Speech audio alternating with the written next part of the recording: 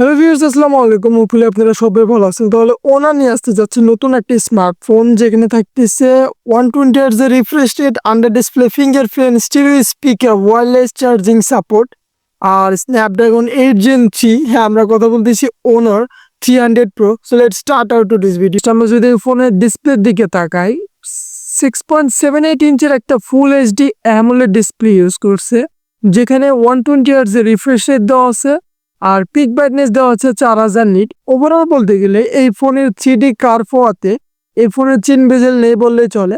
So এই display থেকে আপনারা যে কি লেভেলের একটা আউটপুট কনজিউম করতে পারবেন আপনার মাথাও চিন্তা করবেন না। অর্থাৎ আপনি যদি যে কোনো ভিডিও বা কন্টেন্ট, নাটক বা সিনেমা দেখেন, তো আপনি চরম লেভেলে এনজয় করতে পারবেন এই ডিসপ্লে থেকে।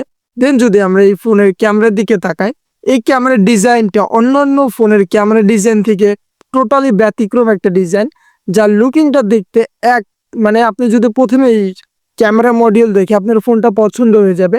তো ফার্স্ট অফ অল যদি আমরা এই ফোনের এই ক্যামেরাতে আসি, ট্রিপল ক্যামেরা সেটআপ ইউজ করা হয়েছে। মেইন ক্যামেরা হচ্ছে 50 মেগাপিক্সেল, যেখানে ওআইএস সাপোর্ট পেয়ে যাবেন আর সনি সেন্সর লাগানো আছে। দেন হচ্ছে 50 মেগাপিক্সেল টেলিফোটো লেন্স, আর হচ্ছে 12 মেগাপিক্সেল একটা আলট্রা ওয়াইড।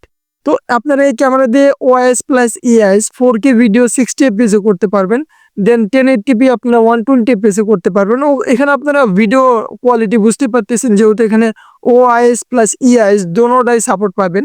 আর সেলফি ক্যামেরা হিসেবে দেওয়া আছে হচ্ছে 50 megapixel main camera selfie camera, then 2 মেগাপিক্সেলের ডেপথ, যেখানে 4K ভিডিও 60 fps করতে পারবেন আর 1080p 120 fps করতে পারবেন। সো ওভারঅল বলতে গেলে এখান থেকে আপনারা ভালো মানের যে একটা ক্যামেরা ইনপুট আউটপুট পাবেন, এটা বোঝাই। দেন যদি আমরা এই ফোনের পারফরমেন্সের কথা বলি, অর্থাৎ প্রসেসর, এখানে স্ন্যাপড্রাগন 8 Gen 3 প্রসেসর ইউজ করছে, 5G একটা প্রসেসর, আর এর আর্কিটেকচার হচ্ছে 4 ন্যানোমিটার। সো ওভারঅল বলতে গেলে এই প্রসেসর দিয়ে আপনি যে কোনো গেম বলেন, যে কোনো মাল্টিটাস্কিং বলে স্মুথলি রান করাতে পারবেন। যে কোনো পাবজি, ফ্রি ফায়ার, আলট্রা সেটিংয়ে খেলার সুযোগ পেয়ে যাবেন। অর্থাৎ এই ফোনটা একটা ল্যাগ ফ্রি ফোন বলতে পারেন। সো আমি চাইতেছি না এই ফোনের পারফরমেন্স নিয়ে কথা বলতে, কারণ এর ইউআইটাও যথেষ্ট পরিমাণ ভালো। দেন যদি আমরা এই ফোনের ব্যাটারিতে চলে আসি, 5300 mAh ব্যাটারি ইউজ করা হয়েছে, যেখানে 100 ওয়াটের চার্জার দেওয়া আছে। মানে আপনি যদি 15 মিনিটে আপনার ফোনকে 60% চার্জ করে দেবে।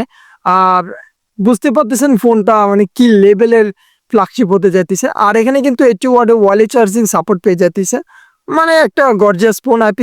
IP65 এর water and dust resistant, 1.5 metre পানির ভিতরে আপনি ওয়াটারপ্রুফ বলতে পারেন। আর এখানে স্টেরিও স্পিকার আছে, 3.5 mm জ্যাক নাই, কোনো পাবেন না হচ্ছে এক্সট্রা মেমোরি কার্ড স্লট। তো এই ছিল ফোনের। আর এখানে র্যাম হিসেবে ব্যবহার করা হয়েছে LPDDR5X এর র্যাম। স্টোরেজ টাইপ হচ্ছে UFS 4.0। তো এখন দেখা যাবে আমাদের বাংলাদেশে যখন আনঅফিসিয়াল এই ফোনটা আসবে, এর দামটা কত হবে, তখন অ্যাকচুয়াল বোঝা যাবে এই ফোনটার দাম আসলে আমাদের দেশে কত হবে।